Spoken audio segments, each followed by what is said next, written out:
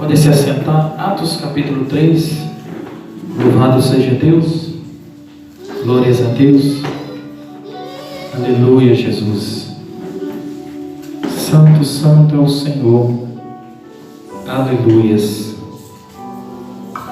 O irmão Adinael, o senhor falou que o senhor ficou preso 17 anos, né?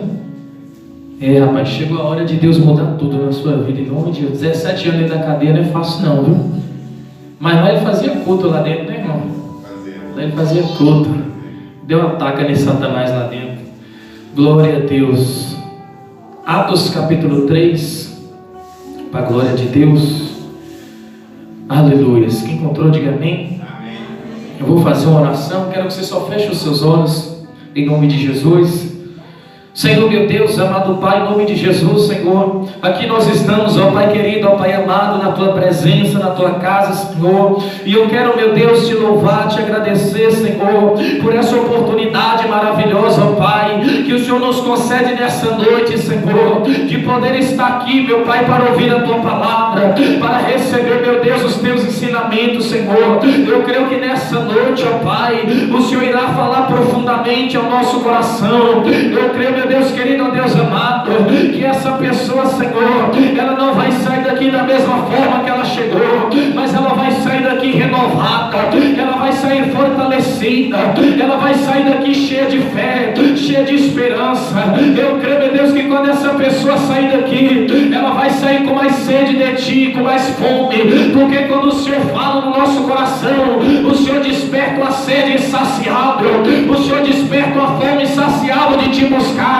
Meu Deus querido, ó Deus amado, eu creio no poder da Tua palavra, Senhor, e eu quero te pedir nessa noite, Senhor da glória, quando eu estiver pregando a Tua palavra, que essa palavra venha penetrar no coração dessa pessoa, e que toda a cadeia do inferno venha ser quebrada, toda a prisão espiritual, Senhor, venha ser quebrada nessa noite, pois a Tua palavra, Senhor, ela tem poder para curar o enfermo, ela tem poder para libertar o drogado, o viciado, a prostituta, ela tem poder para mudar, Senhor. Então faz essa palavra, Senhor da glória, ela penetrar, meu Deus, no coração dessa pessoa, no coração desse irmão, dessa irmã, em nome do Senhor Jesus, ó Pai, Espírito Santo de Deus, eu te peço que eu venha pregar debaixo da Tua graça, debaixo da Tua unção, Senhor, pois quem fala que é o Senhor, quem prega que é o Senhor, quem revela que é o Senhor, quem cura que é o Senhor. Em cima desse altar eu sou cinza, eu sou pó,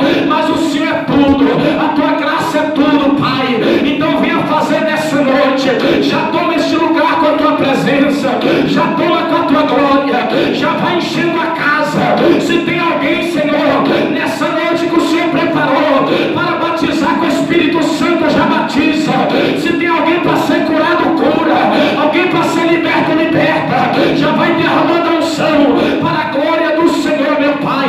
É o que eu te peço nessa noite, em nome do Senhor Jesus, ó Deus, nos dá entendimento, meu Deus, nos dá revelação da palavra do Senhor nessa noite, ó Pai. É o que nós te pedimos, em nome do Senhor Jesus Cristo. A igreja diga amém. Graças a Deus. Vamos ler Atos capítulo 3. A palavra de Deus diz assim, eu quero que você preste muita atenção na palavra do Senhor, amém? Porque o que liberta é a palavra, o que cura é a palavra. E aqui é Deus falando ao seu coração. Versículo 1 em diante diz assim: E Pedro e João subiam juntos ao templo, à hora da oração, a nona. E era trazido um varão que desde o ventre de sua mãe era coxo, o qual todos os dias punham à porta do templo chamada Formosa, para pedir esmola aos que entravam. O qual, vendo Pedro e João, que iam entrando no templo, pediu que lhe desse uma esmola. E Pedro com João, fitando os olhos nele, disse: Olha para nós. E olhou para eles, esperando receber deles alguma coisa. E disse Pedro: Não tenho prata nem ouro, mas o que tenho, isso eu te dou. Em nome de Jesus Cristo, o Nazareno, levanta-te e anda. E tomando-o pela mão direita, o levantou, e logo seus pés e artérios se firmaram.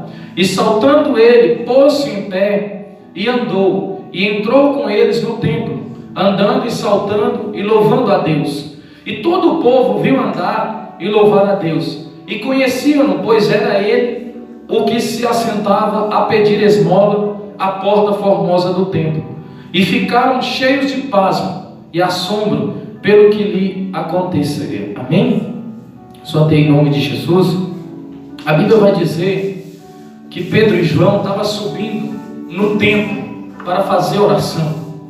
Eles estavam subindo para o templo para poder buscar a presença de Deus, para buscar comunhão com o Senhor, para buscar intimidade, porque a intimidade com Deus, a comunhão com Deus, a gente consegue por meio da oração.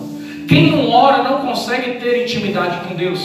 Quem não ora não consegue ter comunhão com Deus. Não tem como você ter um relacionamento com a pessoa se você não desenvolver uma conversa com ela, se você não desenvolver um diálogo com essa pessoa. Por exemplo, se eu moro dentro da minha casa com a minha esposa e eu fico uma semana sem conversar com ela, eu não vou ter intimidade com ela, eu não vou ter comunhão com ela, eu não vou ter um relacionamento com ela. Mas se eu sou uma pessoa que todos os dias eu converso com ela, eu vou ter intimidade, eu vou ter comunhão, eu vou manter meu relacionamento. E da mesma maneira é o nosso relacionamento com Deus. Se nós não conversamos com Deus, se nós não oramos, nós não tem como produzir uma comunhão, não tem como produzirmos um relacionamento, uma intimidade com o Senhor. É por isso que tem muitas pessoas que não conseguem ter intimidade com Deus.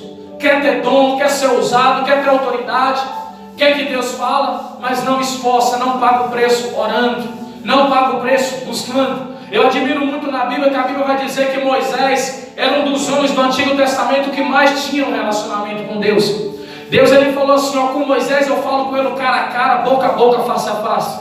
Por que que Deus trata Moisés dessa forma? Porque Moisés era um homem que vivia no monte orando. Moisés era um homem que vivia no monte jejuando, buscando comunhão com Deus. Moisés priorizava a intimidade dele com Deus. Moisés priorizava a vida que ele tinha com Deus. E nada tirava ele desse propósito, nada tirava ele dessa comunhão. E muitas das vezes, meus irmãos, nós deixamos qualquer coisa tirar a nossa comunhão com Deus. Deixamos qualquer coisa tirar o nosso relacionamento. Às vezes tem gente que fala assim, pastor, eu estou precisando de ir na igreja, eu estou precisando de orar, estou precisando ler a Bíblia, mas eu estou sem tempo. É porque não prioriza. Moisés também não tinha tempo para orar. O compromisso dele era muito, mas ele priorizava o dele com Deus. O homem que veio nessa terra que mais teve intimidade, mais teve relacionamento, mais teve comunhão foi quem? Jesus. Será que Jesus ele não andava desocupado? O tempo todo ocupado. O tempo todo Jesus estava curando enfermo, estava pregando a palavra, era pessoas interrogando, fazendo pergunta, dedicando a obra, mas Jesus sempre priorizava o relacionamento com o Pai. Lá no livro de Lucas a Bíblia vai dizer que havia uma multidão de enfermos, aleijados, para Jesus curar. A Bíblia diz que Jesus deixou os enfermos, aquela multidão, e foi para o monte orar, porque ele priorizava. Então quando nós arrumamos uma desculpa, que nós não temos tempo para buscar Deus, nós não temos tempo para orar, é porque Deus não está na nossa prioridade. Mas quando Deus está na nossa prioridade, você separa um tempo, você dedica, você consegue, você arruma um jeito ou outro, porque Deus é prioridade. Então João mais Pedro, eles priorizavam esse relacionamento com Deus, eles priorizavam essa comunhão. E eles estão indo para o templo orar, buscar comunhão com o Senhor. Só que a Bíblia diz, irmãos, que todas as vezes que o templo era aberto e pessoas iam adorar o Senhor, a Bíblia vai dizer que era trazido um coxo de nascença.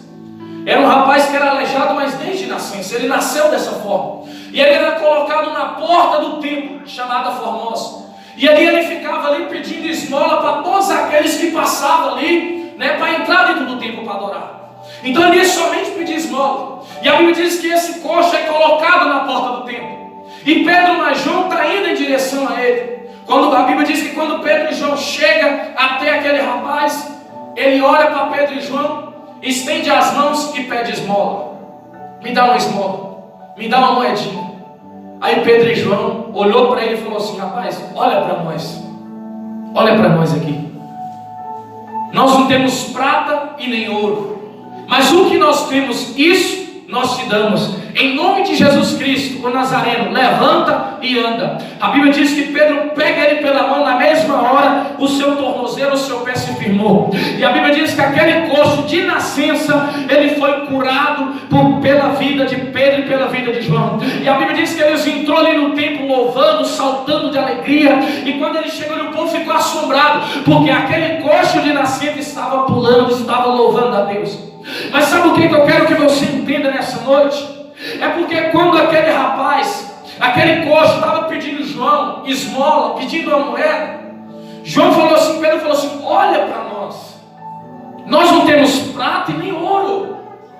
Realmente, Pedro e João talvez passavam dificuldade financeira, talvez eles não tinham dinheiro mesmo para poder dar para aquele coxo. Talvez a roupa que eles estavam vestindo não era roupa boa, eles não estavam numa condição boa. Mas eles falaram assim: olha rapaz, você pode olhar para nós, quer dizer, eu vou provar para você que eu não tenho dinheiro para te dar. Eu vou provar para você que no momento eu estou sem condição, mas o que nós temos nós vamos te dar. Então em nome de Jesus, levanta e anda. E o que é que Pedro e João tinham, meus irmãos? Tinha a graça de Deus, a presença de Deus.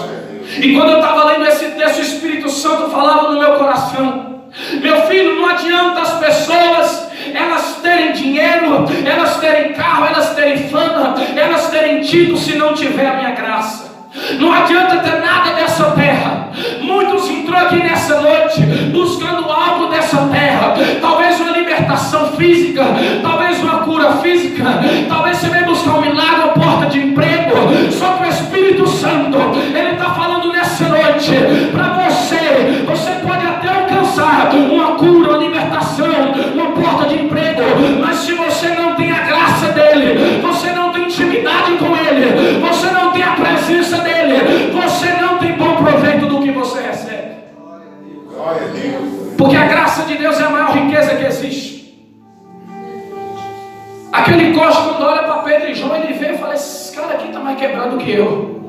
Mas eles tinham algo, a verdadeira riqueza, que era a presença, era a graça. E por causa da graça de Deus, aquele coxo foi curado. Por causa da presença de Deus, por causa da comunhão de João e Pedro com Deus, aquele coxo recebeu saúde. Então o que eu entendo? Qual que é a revelação, pastor? Quando você tem a graça de Deus, é o caminho para você alcançar as outras bênçãos. Porque aquele coxo estava desenganado da medicina, não tinha cura, mas a graça de Deus curou ele. Então qual que é o segredo? O segredo é você buscar a graça, é você ter a graça. Porque se você tem a graça, você encontra cura. Se você tem a graça, você encontra a porta de emprego. Se você tem a graça, você encontra libertação. Se você tem a graça, você encontra milagre, salvação, paz, alegria, por meio da graça de Deus. Aleluia! Louvado seja Deus. Mas o segredo é ter a graça de Deus, é ter ela. Eu me lembro de uma passagem do apóstolo Paulo em 2 Coríntios capítulo 12, versículo 7 em diante. A Bíblia diz que Paulo falou que ele estava com um espinho na carne. E a Bíblia diz que Paulo orou 3 vezes a Deus para que Deus retirasse esse espinho da carne dele. Só que eu acredito, meus irmãos, que Paulo não estava fazendo aquela oração animada. Eu acredito que Paulo estava orando: Deus, eu não estou aguentando mais. Deus, eu não estou suportando mais essa perseguição, essa afronta. Porque a Bíblia diz que o espinho que Paulo tinha na carne eram as perseguições.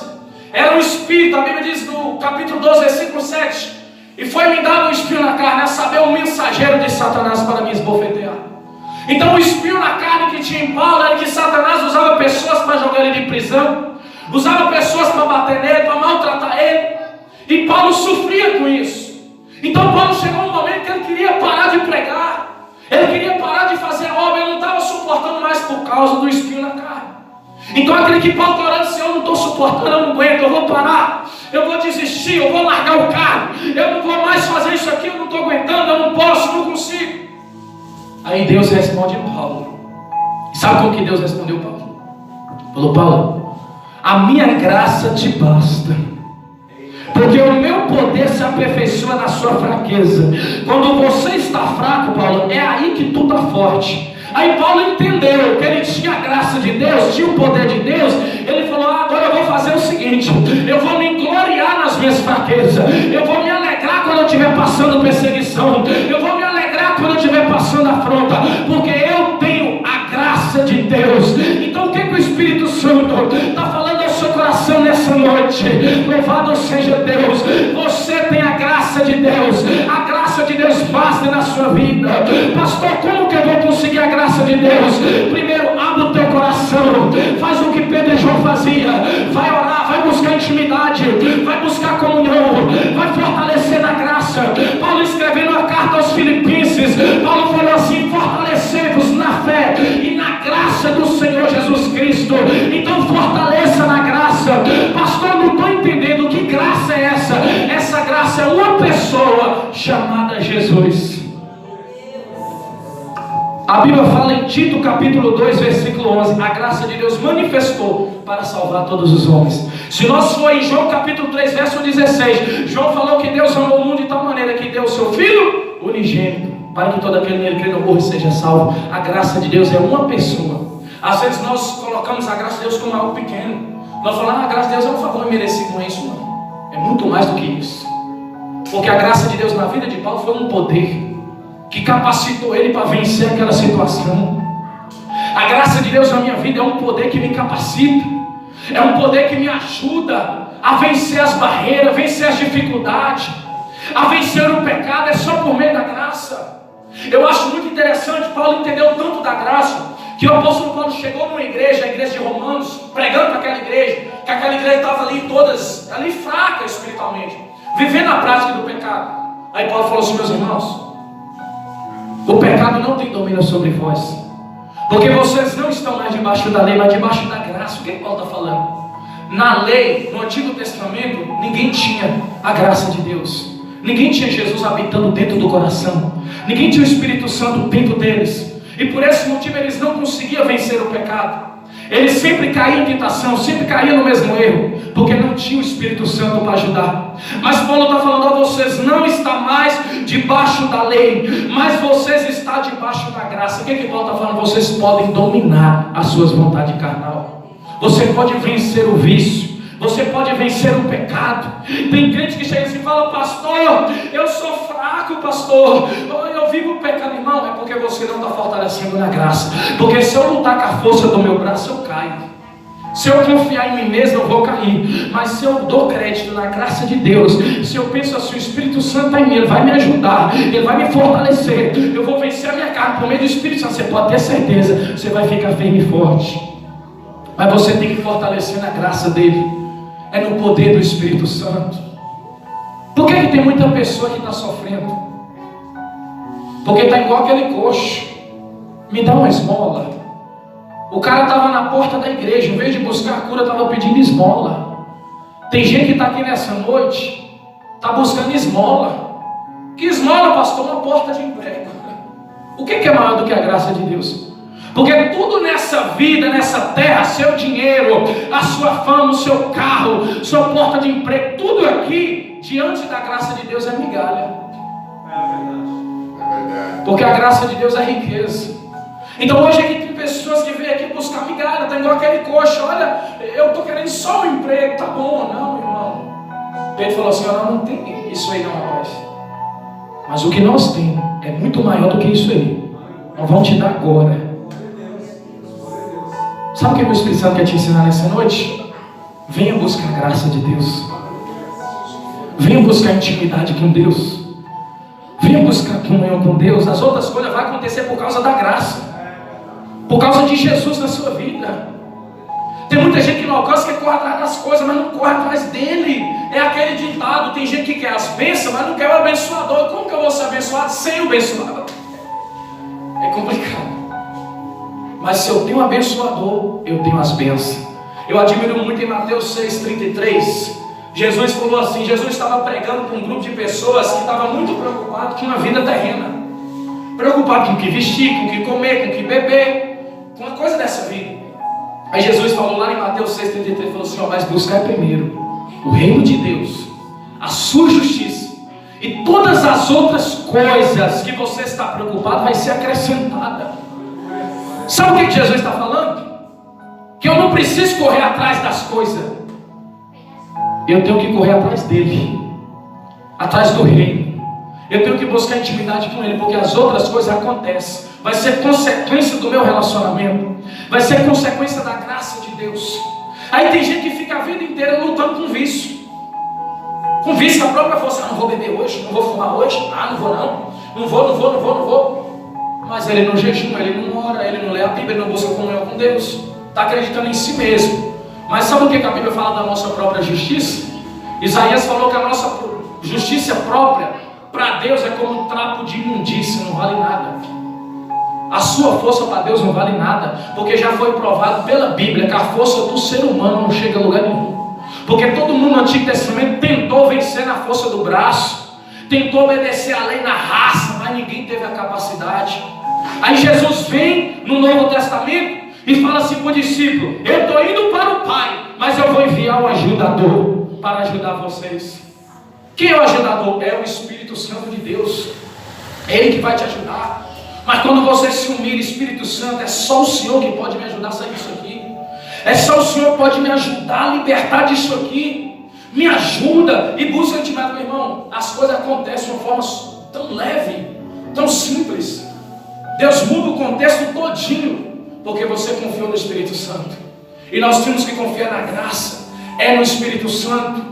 Lá em, quem está entendendo de glória a Deus? Lá em Jeremias capítulo 1, preste muita atenção, o que Deus vai falar com você? Jeremias capítulo 1, a Bíblia fala ali que é a primeira vez que Deus falou com Jeremias. E Deus chegou para Jeremias, Jeremias ainda era jovem, era um rapaz muito jovem mesmo. E Deus estava revelando um propósito na vida de Jeremias. E Deus aparece para Jeremias e fala assim: Jeremias, antes de você nascer no ventre da sua mãe e ser formado, eu te escolhi. Para as nações, Jeremias, eu te dei como um profeta. Você vai pregar para a nação. Aí sabe o que Jeremias falou para Deus? Porque Jeremias não estava acreditando na graça de Deus. Jeremias estava acreditando nele mesmo. Jeremias falou assim: Senhor, eu não sei falar porque eu sou uma criança. Eu sou uma criança, eu sou jovem, eu não sei falar, não vou conseguir. Porque está acreditando em quem? Nele mesmo. Só que Deus fala assim: não, Jeremias, calma aí. Não diga que tu és uma criança, porque tudo que eu mandar você falar, você vai falar. E aonde eu te enviar, você vai. E não temas diante deles, porque eu sou contigo para te livrar. E a Bíblia diz que Deus colocou a mão na boca de Jeremias e colocou as palavras dele na boca de Jeremias. Quando Deus chama Jeremias, Deus não está acreditando na força de Jeremias. Deus não está acreditando na capacidade de Jeremias. Deus não está interessado em saber se Jeremias sabe falar ou se não sabe falar, se Jeremias tem força ou se não tem força. Sabe o que é que Deus queria mostrar para Jeremias? Que a graça dele ia vir sobre Jeremias e ia capacitar Jeremias para pregar aquela palavra, para ser um profeta, porque o Espírito Santo ia vir sobre Jeremias e ia usar Jeremias para aquela nação. E nós sabemos pela Bíblia que Jeremias foi um grande pregador da palavra de Deus, foi um grande profeta, porque ele aprendeu a confiar no Espírito Santo. E sabe o que é que Jesus está falando com você nessa noite? Para de acreditar na sua própria força, para de acreditar no seu jeito, para de confiar em si mesmo, mas confia na graça dele. Porque às vezes você fala: eu vou fazer isso, eu vou fazer aquilo, aí não dá certo. Você fala: eu vou esforçar mais, aí o negócio fica feio. Sabe por que que dá tudo errado? Porque você está confiando em si mesmo, em si próprio, não está confiando no Senhor, não está confiando no poder do Espírito Santo, não está confiando na graça de Deus. Jeremias falou, Jeremias capítulo 17: maldito é o homem que confia no homem, em si mesmo e na força do seu braço. Quando Jeremias fala maldito o homem que confia no homem, não é para ficar de mal, não, porque tem gente que tira do contexto. Aí fala: não vou confiar no Radiana que Deus falou isso. Não, não é isso. Deus está falando para mim não confiar na força humana, mas confiar na força espiritual que vem dele, no Espírito Santo de Deus. Uma coisa Deus quer encaixar na sua mente nessa noite: é o Espírito Santo responsável para te dar força para caminhar. É o Espírito Santo responsável para te ensinar, para te auxiliar. É o Espírito Santo que vai te libertar. Ele que vai, é o único que tem poder. Pastor John, sem a graça de Deus, Pastor John não é nada. Nada. Esse dia eu estava falando com minha esposa. Não, minha esposa não, foi alguém. Eu estava conversando com alguém. Ele falou: nossa, pastor, você trabalha demais. Porque a gente tem culto segunda-feira. Segunda-feira abrimos trabalho lá no Núcleo 1. Terça-feira eu tenho 2 cultos no Estreito Bahia, na Vila das Flores. Quarta-feira temos culto aqui. Quinta-feira eu tenho culto em Mamonas. Oi? O senhor vai? Domingo?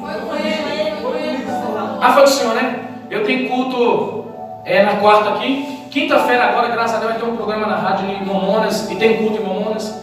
Sexta-feira tem culto aqui. Sábado, às vezes eu marco de 15 a 15. Se eu não estou no culto, eu estou numa visita, estou fazendo alguma coisa. Aí eu fico olhando assim, não. Pela minha capacidade humana, eu tenho condição de fazer o que eu faço? Sejam sinceros. Tem dia que eu nem durmo direito. Hoje mesmo eu falei: Stephanie, é 5 horas, eu até trazer um pouco, eu vou cochilar um pouco, eu estou morrendo de sono. Porque eu dormi tarde e acordei cedo. Porque eu trabalho demais, tem hora que eu tenho que ter tempo para buscar, eu tenho que priorizar Deus. Eu não posso só orar para as pessoas. Eu também tenho que buscar comunhão, tenho que buscar graça, tenho que buscar renovo. E que hora que eu faço isso? Nas madrugadas, nos montes, à noite, em casa. Mas o que me capacita é a graça de Deus. Um dia um bispo falou comigo: pastor, você está trabalhando demais, não é assim não. Você não vai aguentar. Eu falei: está amarrado, meu bispo. Repreendido isso aí. Porque tem gente que quer ficar só dentro do lugar. Ele está repreendido porque Paulo saía viajando do lugar todo pela graça de Deus. Paulo falou lá em 2 Coríntios 12, se eu não me engano, 10. Se eu não me engano é isso mesmo. Ele falou assim: olha, eu sou o que sou pela graça de Deus. E tenho trabalhado muito mais do que todos os outros apóstolos. Aí ele corrige: mas não eu, mas a graça de Deus que habita em mim. Ele trabalhou muito mais do que o discípulo que andou com Jesus. Então você vê que se eu não tivesse a graça de Deus,